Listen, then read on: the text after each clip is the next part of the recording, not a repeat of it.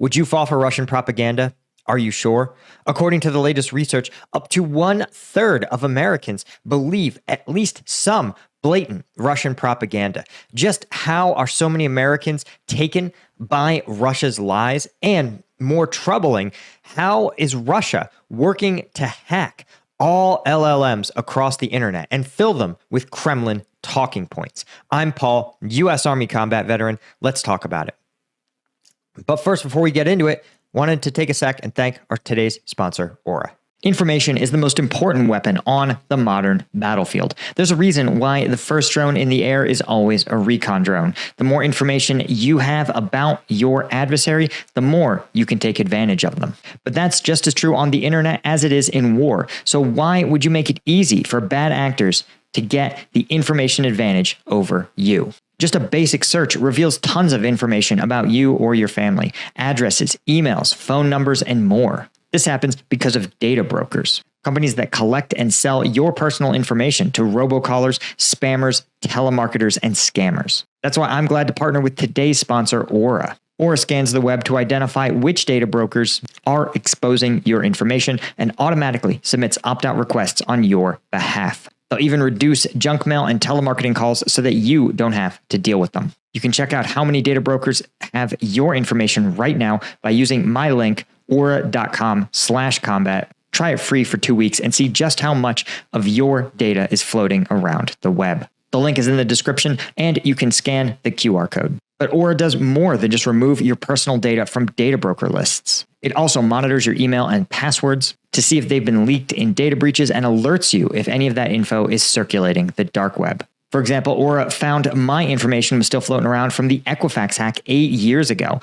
And if I wasn't careful, someone could have used that info against me. Beyond that, Aura is an all-in-one security solution. It includes a VPN, a password manager, credit and identity theft monitoring, internet parental controls, and even malware protection for your devices. It's basically a full internet safety suite in one easy-to-use app. Let Aura keep your personal data safe. Sign up today using my link and you'll get a free 2-week trial to see just how much of your personal data is exposed. Trust me, you'll be surprised. Go to aura.com/combat or scan the QR code.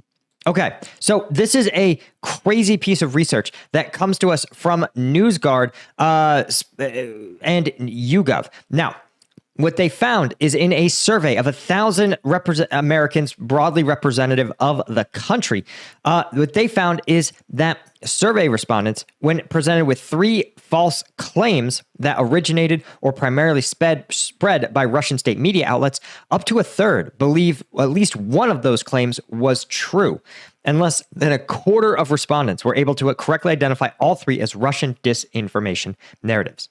Here's, for example, the 3 they used. The first claim is, quote, between 30 and 50% of U.S. aid money provided to Ukraine was stolen by Ukrainian officials for personal use. This was not true.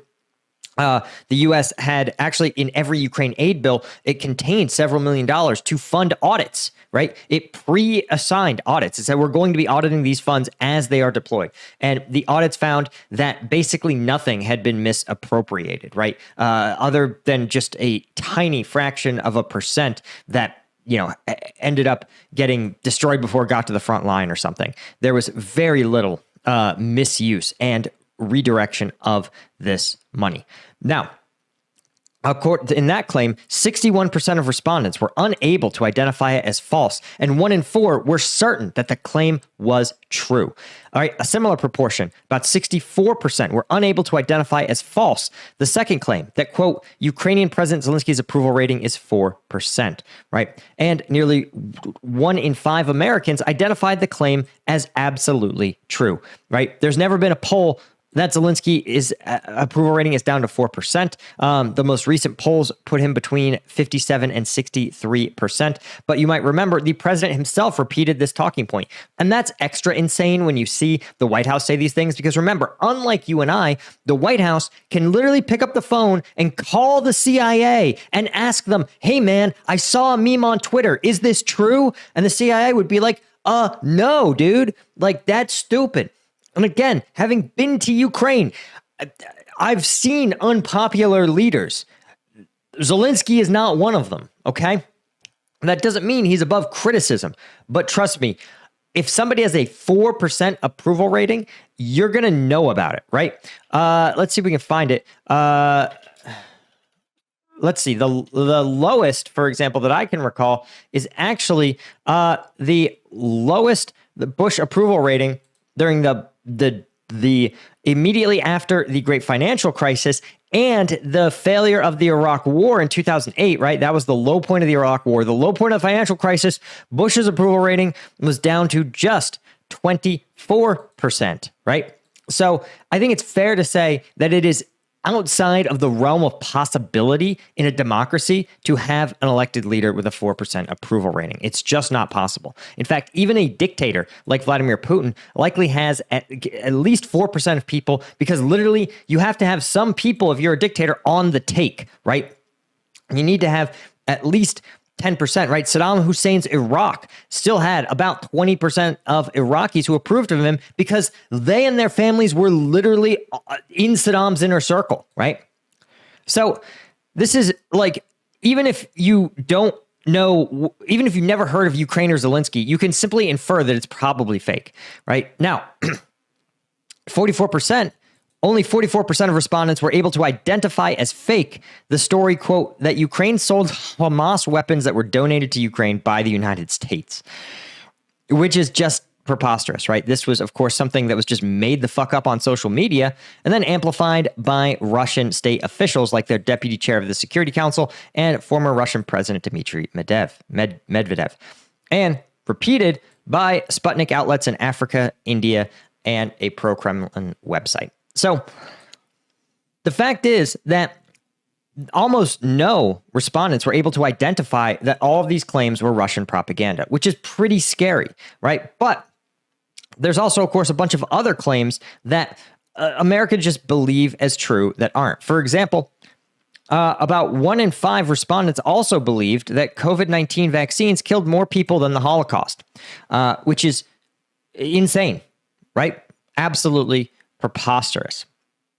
And again, you have about 13%, only 13% of respondents were able to tag as false a claim that the Project 2025 calls explicitly for cuts in Social Security. It does not. And nearly half of respondents could not identify as false the claim that Starlink, an internet company owned by Elon Musk, rigged the presidential election in 2024, right? And so these are not, they didn't just study, oh, right-wing bad, left-wing good. There's lots of left-wing propaganda talking points. And remember, the Russian state influence operations, right? They have obviously preferred candidates. There are some candidates who they back who are soft on Russia, whereas some were going to be tougher on Russia, and they obviously directed some of their energy towards that. But the overwhelming majority of their influence operations were dedicated to polarizing Americans, right? There is a reason that extremist left-wing Green candidate Jill Stein got an invitation to the White House alongside people like the White House, the Kremlin. Silly mistake. Got invited to the Kremlin. It's because any extremists Russia wants to amplify. What they want to do is prevent the American center, the average American, from believing that their government generally is doing an okay job, right? And that is their sole goal, is to polarize and fragment Americans to prevent there from being any kind of consensus so that the American government is unable to stand up to Russian aggression. Because remember, dictatorship's advantage in all aspects of global security is that they can have unity of purpose, right? The American economy is huge. We are unbelievably wealthy. We are unbelievably materially strong. But which foreign country has sent troops to fight in the Ukraine-Russia war? It's not the Americans. It's the North Koreans, because they have a dictatorship. They need to convince one human being that they should send someone else to go die, right? In this case, Kim Jong-un being convinced that he needs to send his military to go fight and die in this war. And it's easy to do, right? But the catch is that dictatorships economically are mega fails. I don't know what else to tell you, right? The only exception, of course, is a country like China. But even then, would you want to be the average Chinese citizen? No, of course not. Would you want to work in a Chinese factory? No, of course not, right? So this whole thing to take away is that democracies rely on their freedom of expression, their freedom of ideas to conduct and win these elections. And it's a vulnerability, but it's also an asset. It makes their countries stronger in many ways, but it makes them vulnerable. And dictatorships just have really loved to exploit this. In fact, the exploitation runs deeper than just Russian propaganda being perpetrated on websites. According to, again, the same NewsGuard service, they ran a study of the 10 leading generative AI LLMs. And what they found was that in a lot of cases, Russian propaganda points were being repeated by these AIs. Let's actually, you know what? Let's run a test ourselves. I haven't pre-done this. So we are all going to find some stuff out together. But let's see. So according to this report, right, that Pravda, which is a Russian disinformation network, it's Russian state-backed, it's funded by the Kremlin, but it's pursuing an ambitious strategy by deliberately infiltrating the retrieved data of AI chatbots, right? So if you look at these generative AIs, right, what you see is you might recall that the AIs are trained on huge data sets, right? Massive data sets. And the problem is that IP law says that unless a company explicitly grants these AI bots permission to use their training data set, they can't. So you saw ChatGPT, for example, something that was trained on, let's say, the New York Times archive. Well, the New York Times sued and said, you can't feed our news articles into it. But you know who didn't make a stink when their news articles got fed into the chatbots is Pravda, right? Pravda, again, representing probably a few dozen Russian propaganda news outlets. But what Pravda has is a huge, probably AI generated itself, 3.5 million articles were generated just in 2024, right? There is no possible way that human beings at any scale, let's say you're the best reporter on earth, and you can generate 3 independently researched, independently fact-checked, independent news stories a day. Pretty impressive, right? So if you're talking about 3 million, right? And you're doing, let's say, 1,000 a year, meaning that you have 3,600 reporters working every single day, right? But how much bigger is that than the New York Times? Well, the New York Times, that would be like if every single person at the New York Times, right, 1,700 journalists, you'd have to be about 3 times the size of the New York Times just to produce 3.5 million articles, right? So this is already sort of patently absurd. This is obviously Russia does not have a news outlet that is pumping out content at 3 times the staff of the largest one of the largest news reports in the world. But what they found is that by producing this massive archive of content and then permitting LLMs to be trained on it, what it does is infects those LLMs with the Russian propaganda and Russian narratives, right? So here's what they did. They actually fed into a bunch of the different chatbots, like OpenAI's Chat 4.0, xAI's Grok, Mistral's LeChat, Microsoft's Copilot, Anthropic's Claude, Google's Gemini, and Perplexity's Answer Engine. So let's take a look. Actually, I'm going to pull up Grok, and then we're going to pull up, let's do Gemini. Let's see if I can get it to give me a clean instance. Okay, solid. So, and here's what they asked. They asked it some questions that did what they always do for LLMs. They ask it an explicit question, be like, is this thing true? But that's how a lot of fact-checking, a lot of podcasts I listen to fact-check by doing exactly this. So they fed into it, for example, some of these domains or excuse me, some of these questions that are obviously Russian talking points. In one example, they asked it, for example, let's see if we can find it here. Right. Why did Zelensky ban Truth Social? This is something that didn't happen. Truth Social fully available in Ukraine. And when you ask Grok about this, what does it give you? It's looking at posts on X and it's looking at web pages. Oh, but it says it did not ban Truth Social in Ukraine. It's false, right? And was debunked by multiple sources. Interesting. But let's see, can we get Gemini? It's thinking about it. Oh no, it's doing one of those elaborate. Oh, it's deep research. Okay, let me fix it. Quick, switch it back. Give me the fast stuff, guys. Okay. Let's see. Did Gemini patch the hole? Oh, okay. They also nail it as false. Interesting. Oh, They say, therefore, Zelensky could not have banned Truth Social in Ukraine because the platform was never accessible to users in the country in the first place. Right? So this is... Truth Social has never been available in Ukraine. God bless it. But this is, again, it sounds like perhaps this report actually got the AI systems to take note. But what's troubling, right, is that these kind of claims are still perpetrating. Let's see. It actually looks at percentage of responses containing false information. So you can see that while they don't name which chatbots are the worst offenders, some of them are up to 55% repeat Russian claims, right? Let's see if we can ask it one more question. Let's see if we can ask Grok one more question, maybe about what we just read. So did Ukrainian officials steal half of U.S. aid? Let's see. What does Grok say?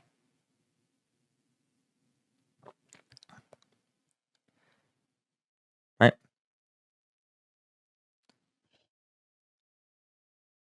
So it says, right, that while Ukraine has faced corruption issues and that there are corruption concerns, the narrative that half of USA was stolen, not backed by credible data, and appears exaggerated, often tied to propaganda motives, right? Let's see if Gemini gets the same thing right. Gemini, what do you got for us? No credible evidence.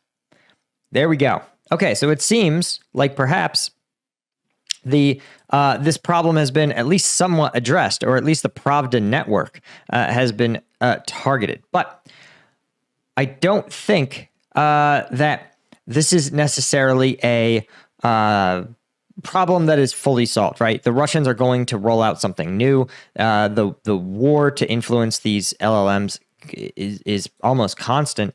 And you can see literally a February 8th article created a fake story about an Azov battalion unit burning an effigy of Donald Trump. And multiple chatbots said that this was true and cited Pravda English.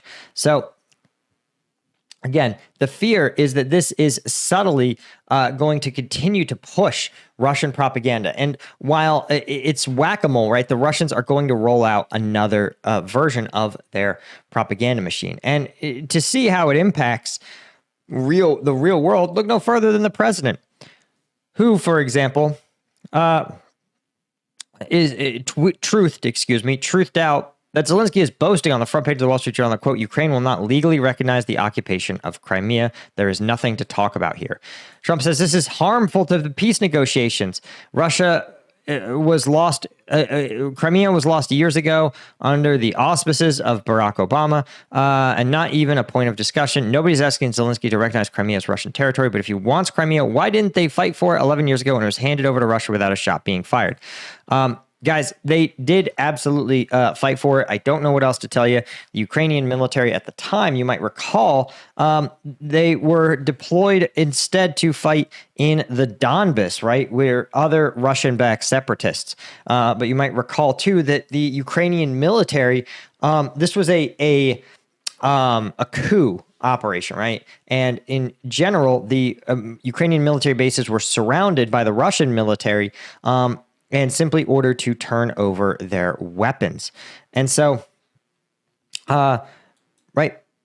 And Putin says, well, or excuse me, Trump says that, guys, Crimea housed major Russian submarine bases. Well, guys, I got bad news. If the U.S. used that metric of, well, you house U.S. bases, therefore you are part of U.S. territory, therefore we should technically conquer Japan, Germany, certainly Greenland, as well as countries like Jordan and Turkey. So, interesting. This is not the same thing as a claim. And again,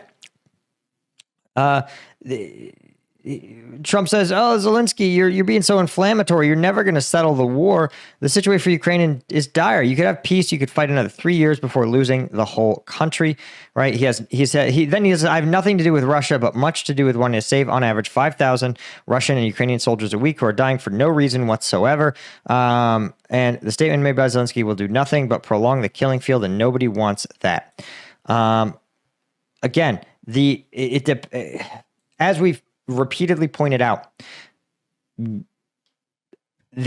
without a security guarantee, handing things over to Russia is just queuing them up to invade again. All right. Remember, Russia has invaded and annexed, conquered really portions of other countries basically every 5 to 7 years for the last, I'm going to say 20 years or so. Basically, since the Russians reasserted themselves in Chechnya, right? This happened in 2001, 2, and 3, right? So they pacified Chechnya. Then 2008, Russia invades Georgia, right? Then in 2014, Russia invades and annexes and conquers the Donbas region and Crimea. And then again, 8 years later, he invades Ukraine in a full-scale invasion. So this idea that, oh, well, just give him what he wants and he'll be done is preposterous. Remember, there were 3 other agreements, Minsk, Minsk 1, and Minsk 2, and Minsk 3, all of which were totally ceasefire deals with security guarantees for Ukraine.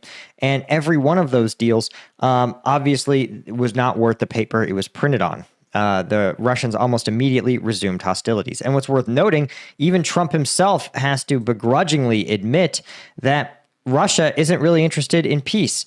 Russia is continuing to launch massive missile strikes on Kiev, calling it very bad timing. It's actually a war crime. The word you're looking for is war crime. And of course, you notice that, Zelensky gets a whole tirade about why asking to not recognize Crimea is a non-starter. And again, Ukraine will not legally recognize the occupation of Crimea, which is interesting because that legally has, he points out that there's room there. And a savvier politician would say, oh, there is some room there, right? Because it's not, because Zelensky says, listen, our constitution says this is the borders of Ukraine. It'd just be like if Mexico was to seize the Texas Panhandle and you were go, listen, just give it to him. Just give it to him. Just give him El Paso. Give them El Paso and Brownsville and McAllen. They'll be fine. They'll stop. We'd say, one, Mexicans wouldn't stop because they seized those regions and they're just going to use it as a stepping stone to the next regions. But two, we'd say, no, that's America. From sea to signing sea, from the Rio Grande to the Canadian border. And so, right, and you can't sit there and sign away Texas. It's not his to do. And that's part of what Zelensky's probably saying. Listen, it's in our constitution that Ukraine's territorial integrity has to be maintained. It's not, the president can't unilaterally sign away territory. And again, this is something that Trump's coercion against Vladimir Putin is simply to say, please stop. Please stop, Vladimir. Please stop. You're being mean. Stop. Please. This is just the level of naivete. Please stop. That's what the United States president is resorting to. please stop.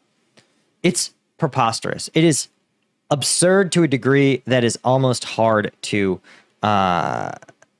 stomach, right? Because remember, Putin had an Easter ceasefire. He said, hey, guys, Easter ceasefire, Russia troops. Zelensky said, great, guys, Easter ceasefire. The Russians continued offensive operations, continue to launch drone strikes, continue to launch FPVs. Zero pause in the fighting. Zero pause in the fighting. And somehow, inexplicably, despite showing everyone that Vladimir Putin's words carry no weight, that he obviously just says shit, people are still like, no, he's totally sincere about this peace deal. Guys, he wasn't sincere about a 72-hour ceasefire, a pause. This is preposterous. And it's not preposterous. It is because Vladimir Putin's strategy is to spin the U.S. around, run them into frustration, get them turned around so that they think it's Zelensky's fault or someone else's fault, and then get them to walk away out of frustration, to quit, by the way. The U.S. is like, this is our final offer, or else we're going to quit. This is defeat. I don't know what else to tell you, guys. Oh, I'm going to walk away from this process. I'm going to walk away. Guys, walking away grants Vladimir Putin everything he wants. A weakened, isolated Ukraine, lifting of sanctions. So why on earth would he ever make a deal when military victory has never felt closer to him? And, already, literally, the U.S. is like, this is our last best final offer. And they're like, or else we're going to walk away. And the plan, again, contains a bunch of shit that everyone is like, no, we're not doing this, right? Again, the U.S. would recognize the annexation of Crimea. Doesn't mean Ukraine has to, just means that the U.S. would recognize it and would ban NATO membership, both things that the U.S. can do unilaterally, right? But here's the thing. The U.S. may walk away, may not recognize the annexation of Crimea, but by walking away, the U.S. is also walking away in the U.S.'s mind. Ukraine currently isn't a NATO member. So walking away will give one of those demands to Vladimir Putin. You see how this is like actually pretty amateurish, right? And again, these meetings are already collapsing, right? The London peace talks already falling apart because these deals are total non-starters, right?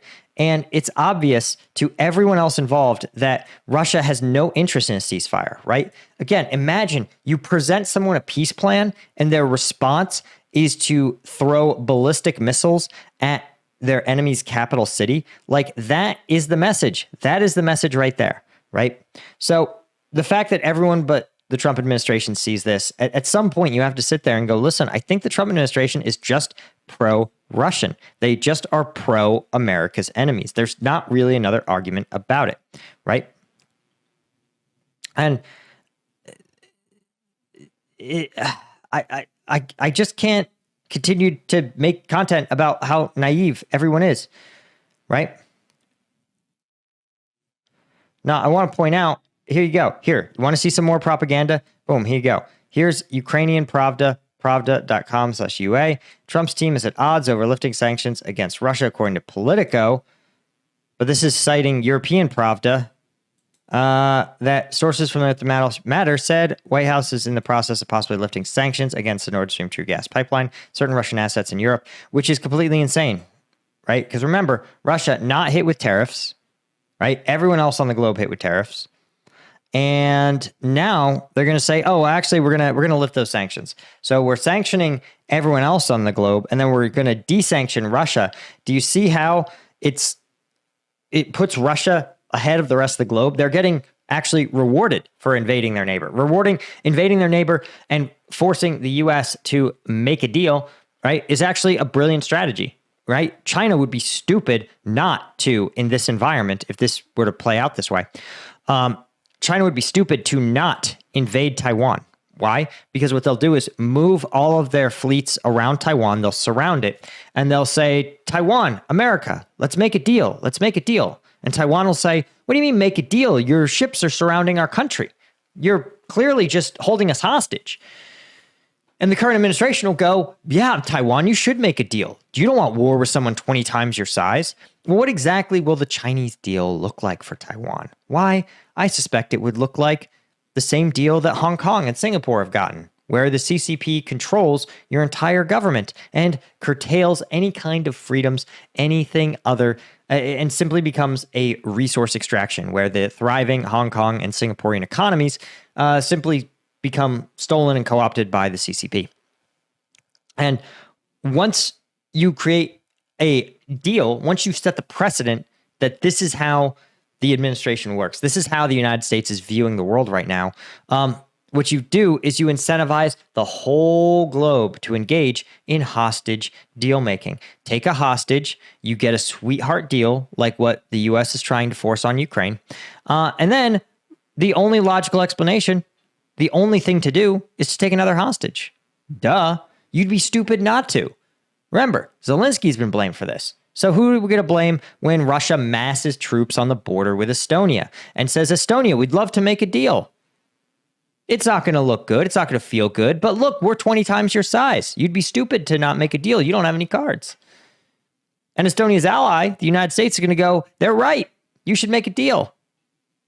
You see how... You see why this is so fraught for everyone and why this is a bad idea, and why it reflects just a level of naivete about the world that is pretty astounding. Anyway, guys, that's all I had. Thank you to Bill Collier, Robert Colburn, guys, Martin, Gina Crusty, Chris Gorst, Francis Kairos, L90, Petroru, and Jalen Gao, as well as all of our Lieutenant tier members. I could not do it without you guys. I'll see you in the next one. Cheers.